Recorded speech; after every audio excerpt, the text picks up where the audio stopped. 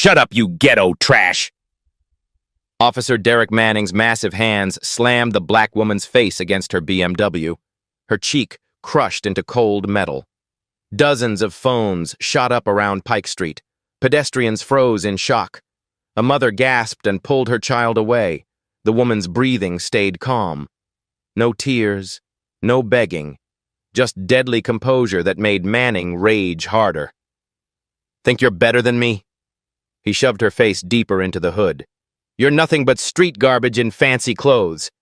Her silk blouse wrinkled under his brutal grip. Manning's face twisted with pure hatred. The woman remained silent, dignified, unbroken. Have you ever witnessed someone's prejudice blind them so completely that they destroy their own life in seconds? 6 hours earlier, Dr. Amelia Washington's alarm buzzed at 6:30 a.m. Sunlight streamed through the windows of her Queen Anne home. The smell of fresh coffee drifted from the kitchen where her 17-year-old daughter Maya was already eating breakfast. Mom, you're actually taking a day off? Maya looked up from her textbook, surprised. Amelia smiled, adjusting her casual navy blazer. First one in 3 months. Aunt Sandra's been nagging me about lunch for weeks. She kissed Maya's forehead and grabbed her BMW keys. The garage door hummed open to reveal Seattle's crisp October morning. Her phone buzzed with work emails, but she ignored them. Today was supposed to be different. For 15 years, Dr. Washington had prosecuted civil rights violations for the Department of Justice. Her office walls displayed commendations from 3 presidents. Her case files contained names of corrupt officials now serving federal time. She'd built her career on one simple belief: justice delayed is justice denied. Her father had taught her that lesson. As a child in Birmingham, she'd watched him endure police harassment with quiet dignity. Stay calm, stay smart, stay alive, he'd whispered after officers searched their car for no reason. But never forget what they did. Now she held the power to make sure others never forgot either. Meanwhile, across town, Officer Derek Manning stared at his reflection in the precinct bathroom mirror. 12 years on the force, and still stuck on patrol. Dark circles ringed his eyes. His uniform felt tighter than it used to. The promotion list was posted yesterday. His name wasn't on it. Again. Instead, they'd promoted Officer Johnson, a black woman with half his experience. The department called it diversity initiatives. Manning called it reverse racism. His partner knocked on the door. Manning, let's roll. Got calls backing up. Manning splashed cold water on his face. The anger sat in his chest like a burning coal. Every traffic stop, every interaction, they all felt personal now. The city was changing. The department was changing. People who looked like his grandparents were becoming minorities in their own neighborhoods. He clipped his radio to his belt and headed for the patrol car. Today felt different, dangerous, like something was going to snap. Dr. Washington drove through downtown Seattle, her phone ringing constantly. She finally answered on the 4th call. Dr. Washington, we need you, her assistant's voice crackled through the speaker.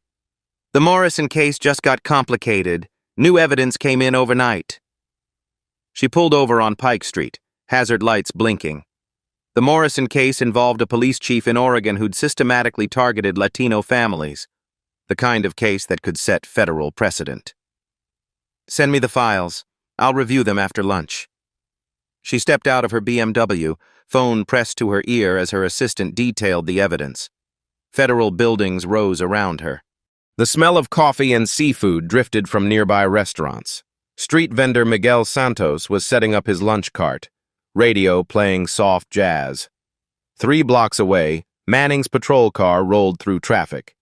His radio dispatcher announced minor violations, nothing exciting. His mood darkened with each routine call. All units be advised. Citizen complaint about vehicle blocking traffic on Pike Street near the market. Manning perked up. Pike Street ran through one of Seattle's nicer areas. Probably some entitled driver thinking rules didn't apply to them. His hand moved to the radio. Unit 47 responding. Dr. Washington noticed the growing line of cars behind her. She should move, but the Morrison evidence was crucial. Her assistant was describing witness testimonies that could lock up the corrupt chief for decades. She glanced at her watch. 1:47 p.m. Sandra was probably already at the restaurant wondering where she was. One more minute to finish this call, then she'd head to lunch. The autumn sun felt warm on her shoulders. Pedestrians walked by with shopping bags and coffee cups. A normal Tuesday in a city she'd grown to love. A city where justice usually worked, even if it took time. Manning's patrol car turned onto Pike Street. His eyes scanned for the reported vehicle blocking traffic. There, a black BMW with hazard lights. The driver was standing outside, talking on a phone like she owned the street. He couldn't see her face yet, but something about her posture annoyed him. Too confident, too comfortable, like she belonged there more than he did. His jaw tightened as he pulled over. Time to remind someone about respect for the law. Neither of them knew that the next 10 minutes would change everything. Officer Manning's boots hit the asphalt with deliberate force. His utility belt creaked as he approached the BMW. The woman stood with her back to him, phone pressed against her ear. Her professional blazer and confident posture immediately irritated him.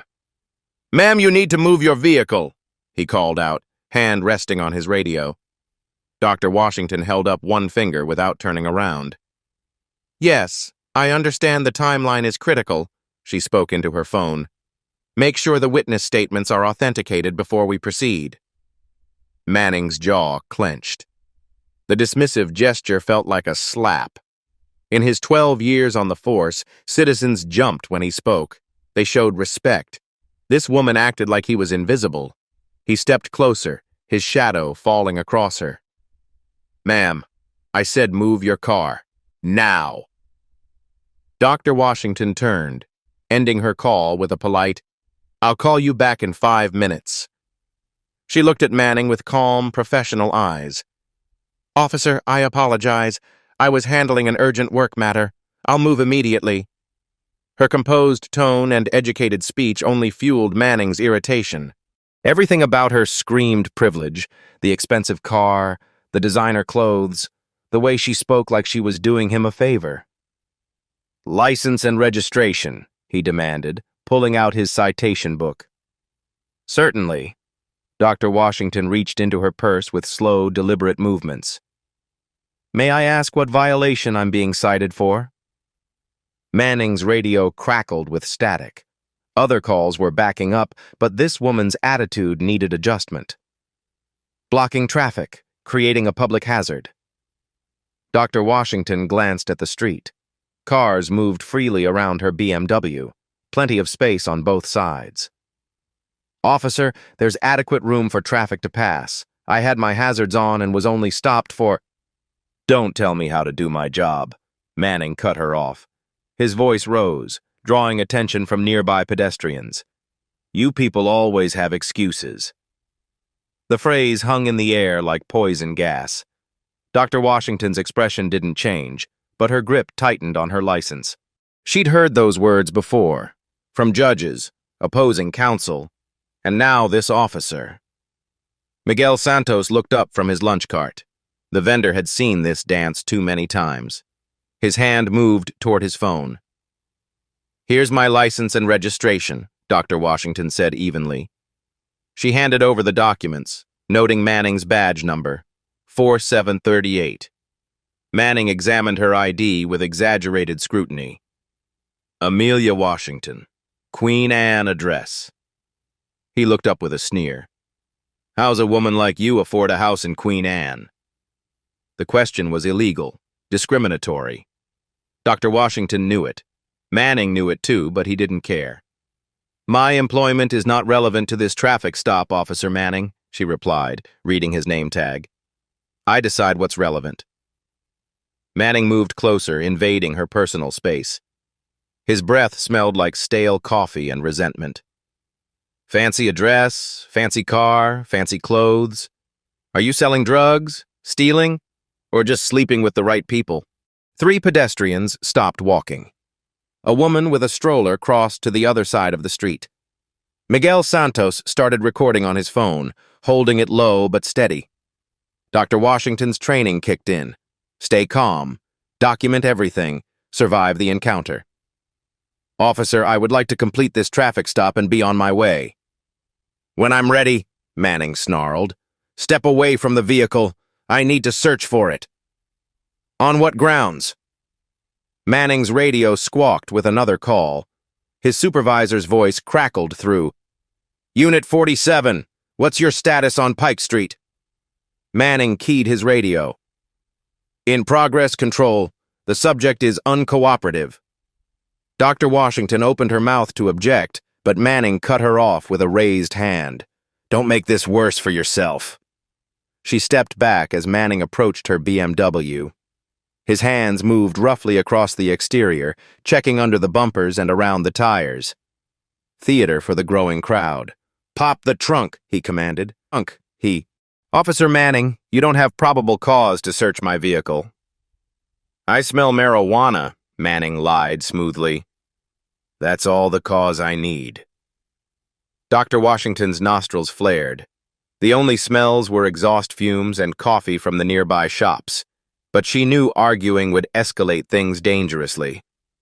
The trunk opened with a soft click. Manning rifled through her belongings like he was searching a crime scene. Her gym bag hit the pavement.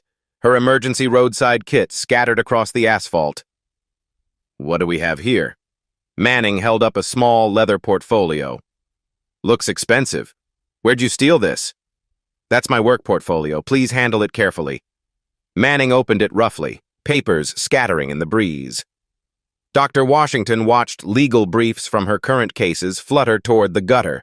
Federal documents marked confidential landed on dirty concrete. A small crowd had formed. 6 people now watched the spectacle, most recording with their phones. Their faces showed a mixture of fascination and horror. Manning's radio crackled again. Unit 47, we have a domestic disturbance call waiting. What's your ETA? Still busy here, Control, Manning replied, his voice sharp with annoyance. Dr. Washington glanced at her watch. 2:03 p.m. Sandra would be wondering where she was. The Morrison case files waited on her desk. Her normal Tuesday had become a nightmare. Manning continued his illegal search, dumping out her purse contents. Lipstick rolled across the sidewalk. Her phone charger tangled with car keys. He held up her wallet like it was evidence. Credit cards in your name, he said with mock surprise. Either you're very good at identity theft, or someone's paying your bills. The racist implications were clear. Dr. Washington felt heat rising in her chest, but kept her voice level. Officer Manning, I've cooperated fully with your requests. May I please gather my belongings and leave? When I say you can leave, Manning kicked at her scattered papers. Maybe we should discuss where you really got the money for all this nice stuff. Miguel Santos stepped forward. Officer, she's not bothering anyone. Why don't you just let her go? Manning whirled around. Step back, sir. This is official police business. I'm just saying. I said step back. Manning's hand dropped to his holster. Miguel raised his hands and retreated, but kept his phone recording. The crowd murmured uneasily. This was escalating beyond a simple traffic stop. Dr. Washington gathered her scattered papers with quiet dignity. Each document she picked up from the dirty street was another civil rights violation she would remember.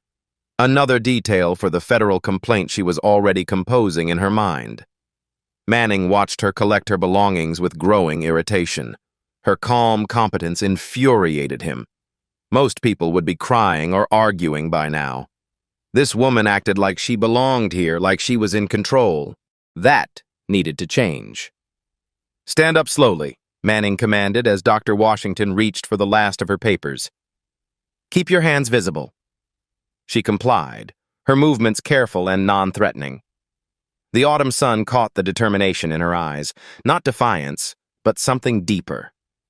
Purpose. Manning stepped closer, close enough that she could smell his sweat mixed with aftershave. His radio chattered with increasing urgency about other calls, but he ignored it. "You know what I think?"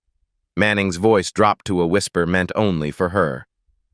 "I think you're not as smart as you pretend to be." The crowd held its breath. Phones captured every second. And somewhere in the distance, sirens wailed toward other emergencies while Officer Derek Manning made the biggest mistake of his career. Manning's radio squawked again. His supervisor's voice cut through the tension. "Unit 47, respond to your radio. We have priority calls backing up." Manning ignored it, his focus locked on Dr. Washington. The growing crowd of witnesses irritated him. Their phones pointed at him like weapons. Their whispers felt like accusations. A coffee shop employee stepped outside to watch, wiping her hands on her apron. "Turn around," Manning commanded. "Hands on the car." Dr. Washington's pulse quickened, but her voice stayed steady. "Officer Manning, what is the reason for this escalation?" "I said turn around!" Manning's shout echoed off the surrounding buildings. A woman pushing a stroller hurried past, pulling her child closer. The baby started crying from the sudden noise. Dr. Washington slowly turned and placed her palms on her BMW's warm hood. The metal was smooth beneath her hands, still holding heat from the engine. She could feel the crowd watching, their phones capturing every second of her humiliation. The autumn sun beat down on her back. Manning stepped behind her, close enough that she could feel his breath on her neck. His cologne mixed with the smell of sweat and aggression. His hands moved to her shoulders, pressing down with unnecessary force. "You've been acting suspicious since I got here," Manning lied loudly, playing to his imaginary audience of supporters. "Nervous, evasive, making furtive movements toward your vehicle." Miguel Santos called out from his cart, his accent thick with emotion. "She hasn't done anything wrong, man." Manning whirled toward the vendor, his hand dropping to his holster. The leather creaked as his fingers found the grip. "I told you to stay back. One more word and you're under arrest for interfering with police business." Miguel fell silent but kept recording. His hands shook as he held his phone steady. Other vendors along the street had stopped serving customers to watch the spectacle unfold. Dr. Washington remained motionless against her car. The professional composure her father had taught her was being tested like never before.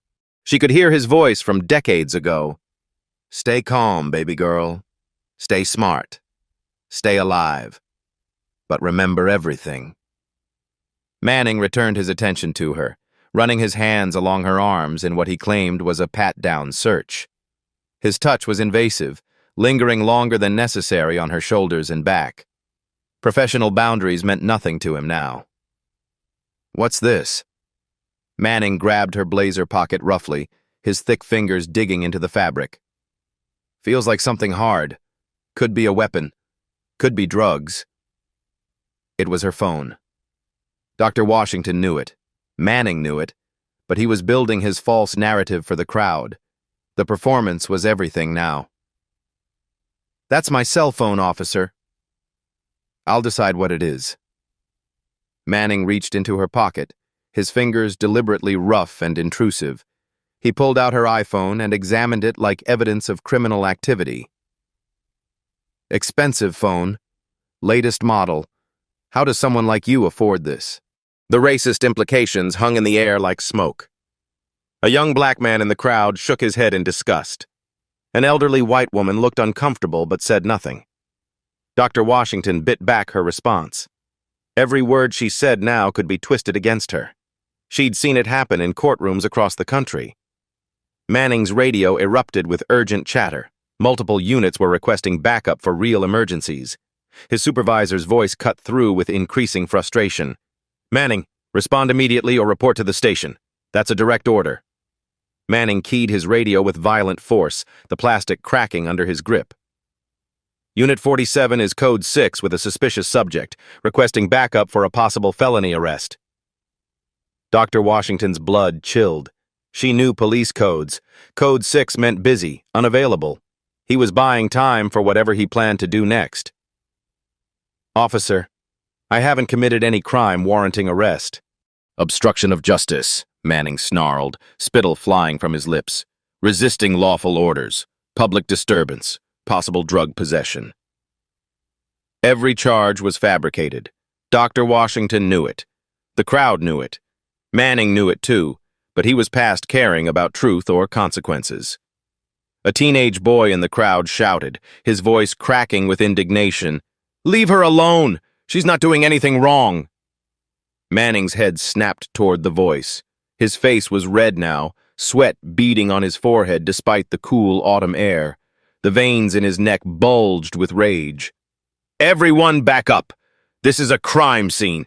Anyone interfering will be arrested." Crime scene. The words were absurd.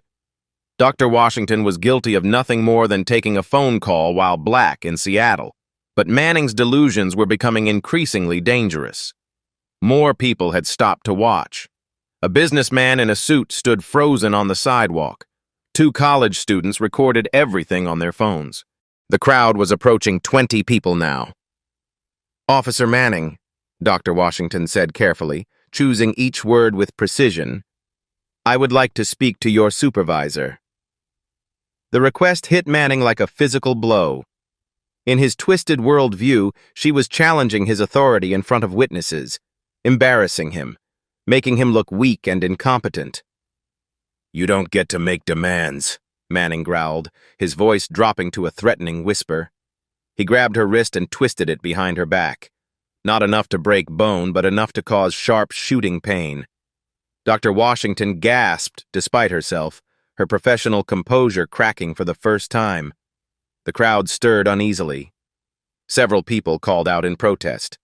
Miguel Santos stepped forward again, his phone capturing everything with shaking hands. "Stop it!" a woman shouted from the crowd. "You're hurting her! Someone call the real police!"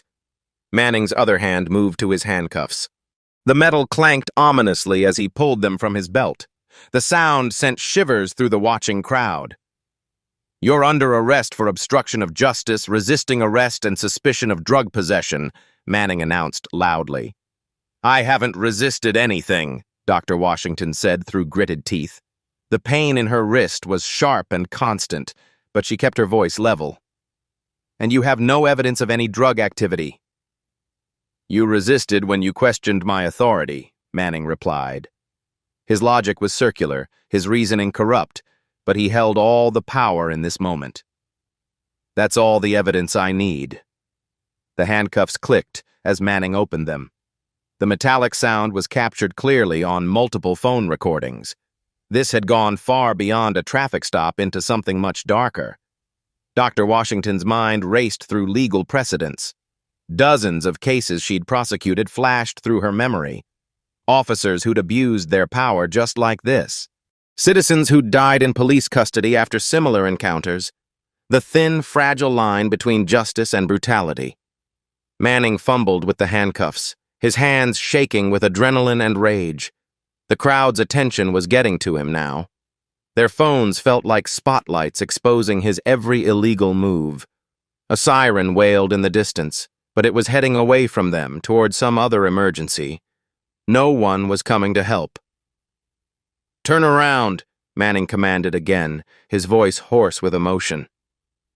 Dr. Washington slowly turned to face him. For the first time, she saw the full extent of his rage. His eyes were wild, unfocused, pupils dilated with adrenaline. This wasn't just prejudice anymore. It was something approaching complete mental breakdown. "Please, Officer Manning," she said quietly, trying one last time to de-escalate. "I'll cooperate completely with whatever you need. There's no need for handcuffs or further escalation."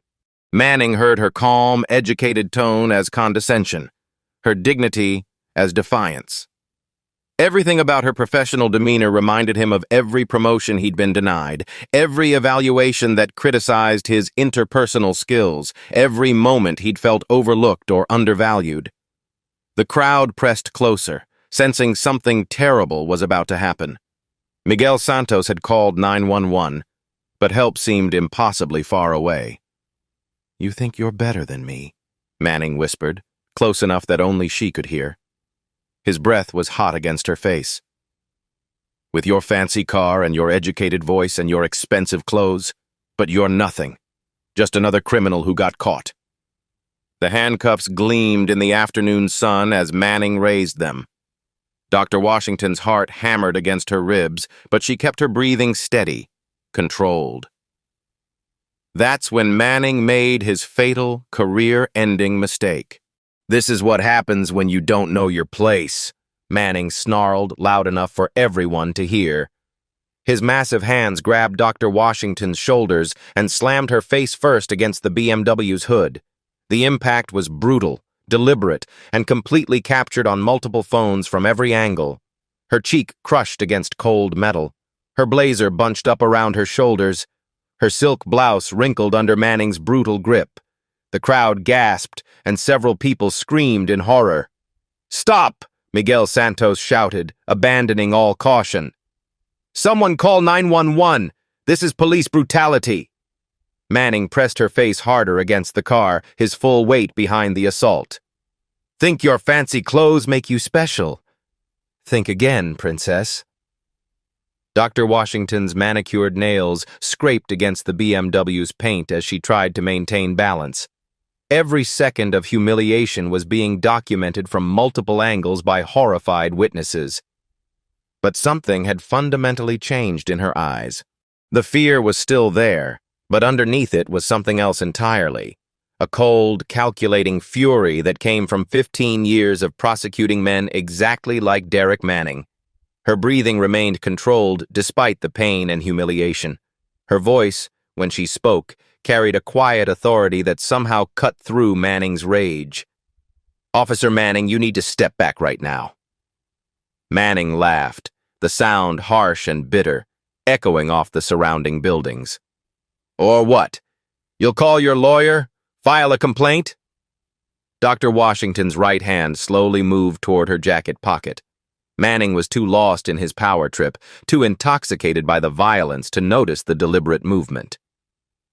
"I'm going to reach into my pocket," she said clearly, her words carrying to the crowd and their cameras. "Don't move," Manning shouted, pressing her harder against the hood. "Keep your hands where I can see them." "I need you to see something," Dr. Washington continued, her voice steady as granite, unshakable as bedrock. The crowd held its collective breath. 20 phones captured every second from every angle, and in her pocket, Dr. Washington's fingers closed around the leather badge holder that was about to change everything forever. Dr. Washington's fingers emerged from her jacket pocket holding a black leather badge holder. The federal seal caught the afternoon sunlight like a mirror, flashing gold and silver. Manning barely glanced at it, still drunk on his own power. "What's that supposed to be? Some fake ID you bought online?" "Look at it carefully, Officer Manning." Something in her voice made him pause. The tone had shifted completely, from victim to authority. Manning squinted at the badge holder, his brain struggling to process what he was seeing. The seal of the United States Department of Justice stared back at him. Below it, a federal prosecutor's badge gleamed in pristine condition. The photo showed the same woman he had pinned against the car, but in the image she wore the confident expression of someone who held real power. Manning's hands went numb. He stumbled backward, releasing his grip on Dr. Washington's shoulders. That's not real," Manning stammered, his voice cracking like a teenager's. "You're trying to impersonate a federal agent." Dr. Washington straightened slowly, brushing wrinkles from her blazer with calm, deliberate movements. When she turned to face Manning, everything about her had changed. Gone was the compliant victim. In her place stood a federal prosecutor with 15 years of experience destroying corrupt cops, exactly like Derek Manning. "I am Dr. Amelia Washington, Senior Federal Prosecutor with the Civil Rights Division, United States Department of Justice," she announced, her voice carrying clearly across the intersection. The crowd erupted in gasps and murmurs. Phones captured Manning's face as the blood drained from it. Miguel Santos whispered, "Oh my God," in Spanish, his hands shaking as he recorded. Manning examined the badge again, his thick fingers trembling. The seal was perfect. The photo matched. The federal ID number was embossed in official DOJ format. This wasn't some street lawyer's business card. This was the real thing, You're a federal prosecutor?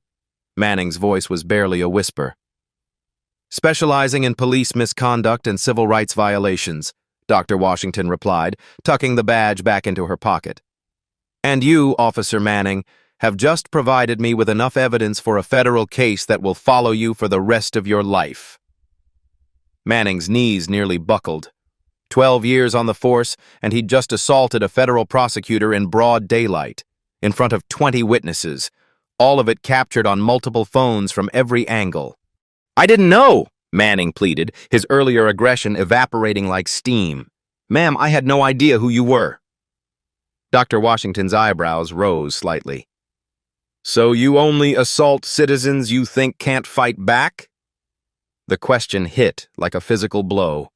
Manning's mouth opened and closed like a fish gasping for air. Every response he could think of would only make things worse. The crowd sensed the power shift immediately. The businessman in the suit stepped closer. The college students exchanged excited whispers. Miguel Santos grinned behind his phone camera. Officer Manning, Dr. Washington continued, her voice carrying the authority of every federal courthouse she'd ever worked in. You are now the subject of a federal civil rights investigation under Title 18, Section 242 of the United States Code. Manning's radio crackled to life. Unit 47, respond immediately. Captain Morrison wants to speak with you. As if summoned by the mention of his name, Captain Morrison's patrol car rounded the corner, emergency lights flashing. Manning's supervisor had finally arrived to see what was taking so long. Captain Morrison stepped out of his vehicle and immediately assessed the scene. 20 witnesses with phones. His officer looked like he'd seen a ghost, and a well-dressed black woman standing with the calm confidence of someone who held all the cards.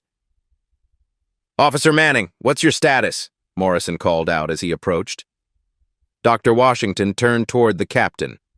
Captain Morrison, I'm Dr. Amelia Washington, federal prosecutor. Your officer has just committed multiple felonies against a federal official. Morrison's face went white. He recognized her name immediately. She'd prosecuted 3 Seattle officers in the past 2 years. All 3 were now serving federal time. Dr. Washington, Morrison said carefully, I sincerely apologize for whatever has occurred here. Manning finally found his voice, desperation making him speak too fast. Captain, I was just doing a routine traffic stop. I had probable cause to search her vehicle. She was acting suspicious and— Shut up, Morrison hissed. Don't say another word. But Manning couldn't stop himself. The lies poured out like water from a broken dam. She was blocking traffic. She resisted my lawful orders. She wouldn't comply with basic instructions. Dr. Washington pulled out her phone and began scrolling through her recent calls. Officer Manning, I was speaking with my assistant at the Department of Justice when you approached. The call lasted 14 minutes and was recorded on federal servers. Would you like me to play back the part where you claimed to smell marijuana? Manning's face crumpled. Federal phone records couldn't be disputed or destroyed. Every lie he'd told was now documented evidence. Captain Morrison looked around at the crowd of witnesses, all still recording. This was going to be on the evening news within hours. Seattle PD's reputation would take another massive hit. Dr. Washington, Morrison said formally, I'm placing Officer Manning under immediate suspension pending a full investigation. Manning's hand moved toward his service weapon out of habit, but Morrison was faster. Badge and gun, Manning, right now! With shaking hands, Manning unpinned his badge and handed it over. His service weapon followed, the metal heavy in Morrison's hands. Dr. Washington watched the exchange with professional satisfaction. This was how justice was supposed to work: swift, decisive, and public. Officer Manning, she said quietly, you asked me earlier how I could afford my car and my house. The answer is simple. I've spent 15 years putting corrupt police officers in federal prison, and you just became my next case. Manning's career was over. His pension is gone. His future was destroyed. All because he couldn't see past the color of her skin to recognize the badge she carried.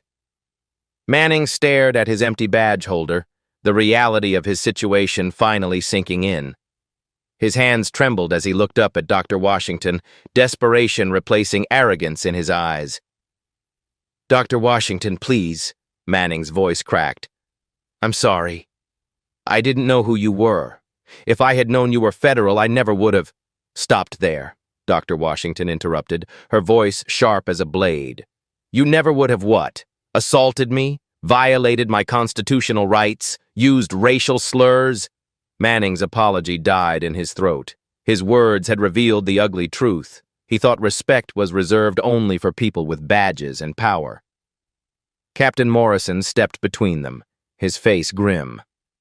"Dr. Washington, on behalf of the Seattle Police Department, I offer our sincerest apologies for Officer Manning's conduct." "Captain Morrison," Dr. Washington replied coolly, "your officer didn't just have conduct issues. He committed multiple federal felonies in broad daylight." The crowd pressed closer, sensing the drama was far from over. Miguel Santos had been live streaming for the past 10 minutes. His viewer count had climbed to over 15,000 people watching in real time. Dr. Washington pulled out her phone and began making calls. "This is Dr. Amelia Washington, DOJ Civil Rights Division. I need an FBI evidence team at Pike Street and 2nd Avenue immediately." Manning's knees buckled. FBI involvement meant this was beyond Seattle PD's ability to cover up or minimize. Federal agents would interview every witness. They'd subpoena every phone video. His life was unraveling in real time. "Dr. Washington," Manning pleaded again, "I have a wife and kids, a mortgage. I've been on the force 12 years. Please don't destroy my family over this." Dr. Washington looked at him with cold fury. "Did you consider my family when you slammed my face into a car? Did you think about my daughter watching this on the news?" Captain Morrison pulled Manning aside, his voice low and urgent. "Manning, you need to shut up right now. Anything you say will be used against you in federal court." But Manning couldn't stop himself. The desperation made him babble. "I was just doing my job. Traffic enforcement. Routine stop. She was blocking the street and acting suspicious." Every word was another nail in his coffin. Dr. Washington took notes on her phone as Manning continued digging his legal grave. A Seattle PD internal affairs car pulled up, emergency lights flashing. Detective Sarah Chen stepped out, her expression serious. She'd worked with Dr. Washington on previous cases and knew exactly how thorough federal prosecutors could be. "Dr. Washington," Chen said professionally, "I'll be handling the internal investigation. Can you provide a preliminary statement?" "Detective Chen," Dr. Washington replied, "I'll be filing a comprehensive federal complaint within 24 hours. This incident involves assault under color of authority, deprivation of civil rights, and numerous constitutional violations." Manning overheard and stumbled forward. "It wasn't an assault. It was a lawful detention. She was resisting." "I have 20 witnesses and multiple video recordings that say otherwise," Dr. Washington said calmly. Miguel Santos approached with his phone still recording. "Dr. Washington, I got everything on video, from the very beginning. You want me to send it to you?" "Thank you, sir. Please preserve all footage and contact my office. You'll likely be called as a witness in federal court." Manning's face went ashen. Federal court. The words hit him like physical blows. His pension was gone. His career was over. Criminal charges were inevitable. Captain Morrison's radio crackled with urgent messages. Word was spreading through the department. The chief wanted immediate reports. The mayor's office was asking questions. "Manning," Morrison said heavily, "you're suspended without pay pending investigation. Turn in your service weapon, radio, and all department property." Manning's hands shook as he handed over his equipment. Each item felt like another piece of his identity being stripped away. Dr. Washington watched the process with professional satisfaction, but no joy. She took no pleasure in destroying lives, even those of corrupt officers. But justice required accountability. "Officer Manning," she said quietly, "you asked me earlier how I could afford nice things. I'll tell you exactly how. I've spent my career prosecuting police officers who abuse their power, officers who think badges give them the right to brutalize citizens. Manning looked up with desperate eyes. And now, Dr. Washington continued, you're going to help me teach every other officer in this city what happens when they confuse a badge with a license to commit assault. The crowd began to disperse as FBI vehicles arrived on scene. Federal agents immediately began securing evidence and interviewing witnesses. Manning sat on the curb, head in his hands, as his world collapsed around him. His 12-year career was over. His pension is gone. His future was destroyed. All because he couldn't see past prejudice to recognize that real authority comes from justice, not violence. Within 3 hours, Miguel Santos's live stream had gone viral. The hashtag #FederalBadgeJustice exploded across social media platforms. By evening, the video had been shared over 100,000 times across Twitter, TikTok, and Instagram.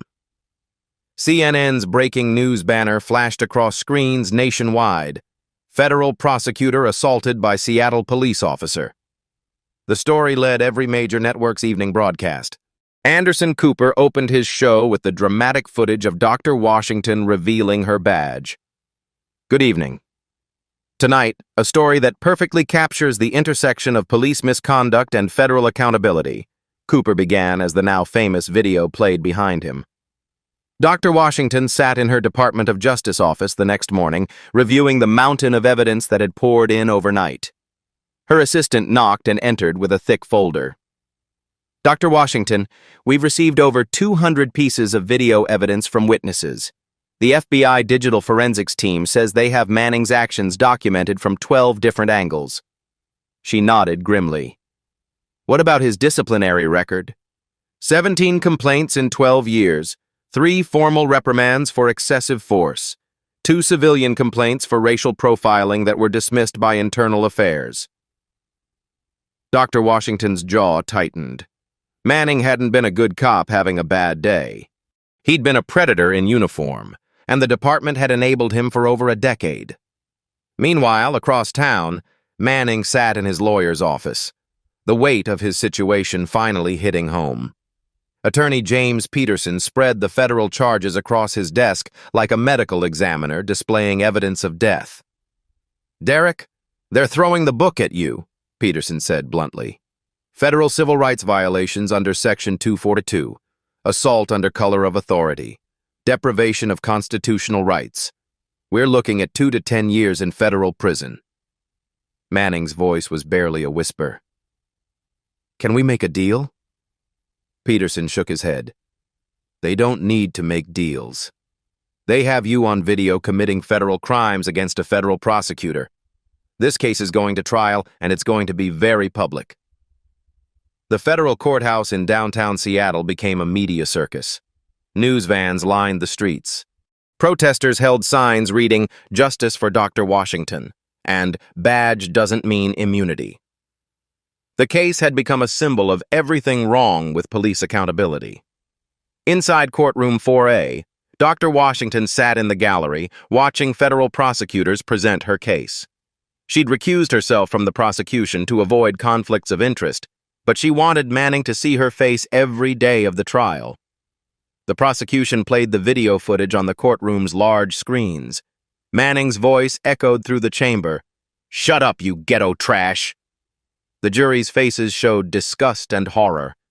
Manning's defense attorney tried desperately to paint his client as a dedicated officer who'd made an error in judgment. But the evidence was overwhelming. 12 different camera angles, 23 witness testimonies, federal phone records proving Manning's lies about probable cause. On day 3 of the trial, the prosecution called Dr. Washington to the stand. She wore a conservative Navy suit and spoke with calm authority that commanded the courtroom's attention. "Dr. Washington," the federal prosecutor began, "please tell the jury what you were thinking as Officer Manning pressed your face against your car." "I was thinking about my father," she replied, her voice steady. "He endured similar treatment from police in Birmingham in the 1960s. He taught me to stay calm, document everything, and never let them see you break." And what did you think when Officer Manning said you needed to know your place? Dr. Washington's eyes found Manning at the defense table. I thought about all the victims who couldn't fight back. All the people without federal badges who suffer this treatment have no recourse. The jury was transfixed. This wasn't just about one bad cop. It was about systemic abuse of power. Manning's wife sat in the gallery, tears streaming down her face as she watched her husband's life collapse on national television. Their mortgage was in foreclosure. Their children faced bullying at school. The family Manning claimed he was protecting had been destroyed by his actions. The jury deliberated for only 4 hours. The foreman stood to read the verdict. On the charge of deprivation of civil rights under color of law, we find the defendant guilty. Manning's shoulders slumped as guilty verdicts rang out for each federal charge. His lawyer patted his arm uselessly as deputies prepared to take him into custody. Judge Patricia Williams had seen hundreds of cases in her 20 years on the federal bench, but this one struck her as particularly egregious. Mr. Manning, Judge Williams began at sentencing, you took an oath to protect and serve. Instead, you used your badge as a license to commit assault based on racial prejudice. Manning stood to face his sentence, his orange jumpsuit a stark contrast to the blue uniform he'd worn with such arrogance. The court sentences you to 36 months in federal prison, followed by 2 years of supervised probation, Judge Williams announced. You are permanently banned from law enforcement and will serve as a reminder that no one is above the law. Manning collapsed into his chair as deputies approached to lead him away. His wife's sobs echoed through the courtroom.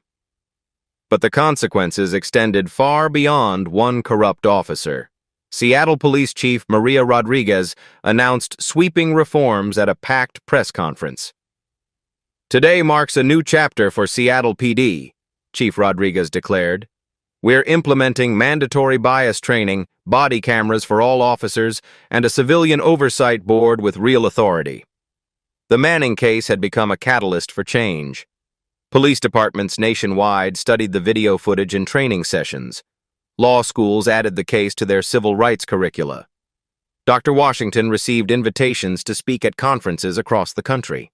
6 months after Manning's sentencing, Dr. Washington stood before a congressional committee, sharing her experience and advocating for federal police reform legislation.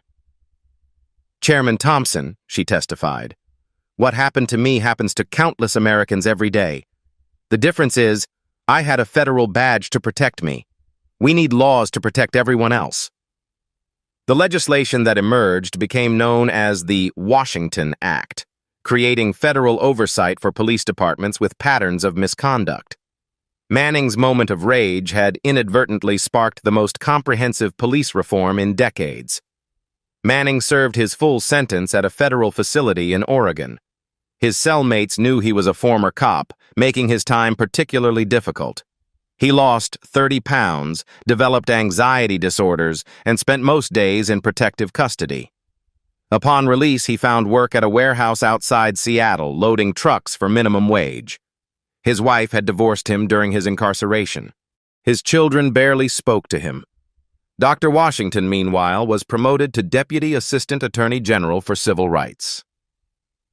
Her office had become the most feared destination for corrupt police officers nationwide. The Manning case had transformed federal prosecution of police misconduct, ensuring that badges could never again shield officers from justice. 2 years after that fateful afternoon on Pike Street, Dr. Amelia Washington sat in her expanded corner office at the Department of Justice. Sunlight streamed through floor-to-ceiling windows overlooking the National Mall. A framed photo of her father sat prominently on her desk, beside commendations from President Biden. Her daughter Maya, now a sophomore at Howard University studying civil rights law, video-called from her dorm room. "Mom, I saw your interview on 60 Minutes last night. Dad would be so proud." Dr. Washington smiled, touching the photo of her father.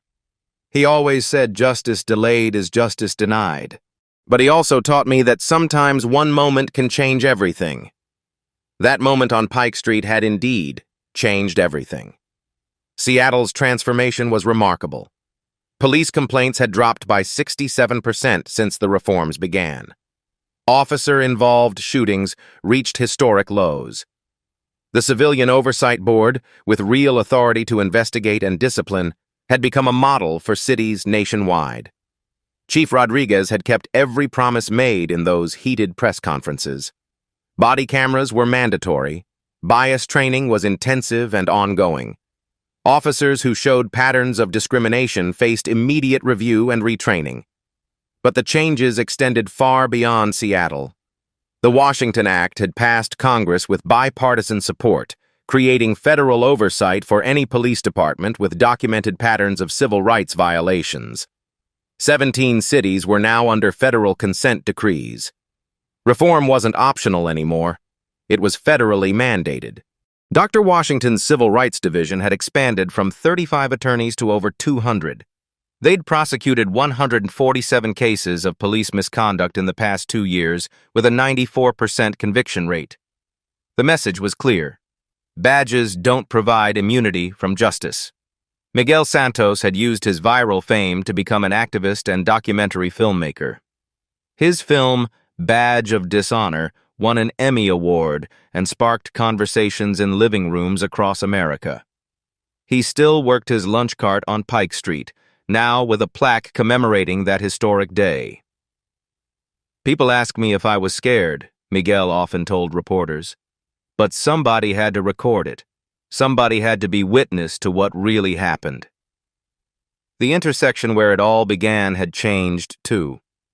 A small memorial garden honored victims of police violence. Tour groups stopped daily to hear the story of the federal prosecutor who stood up to power with nothing but truth and a badge. Derek Manning's story served as a cautionary tale in police academies nationwide. Training videos showed his transformation from confident officer to federal prisoner in real time.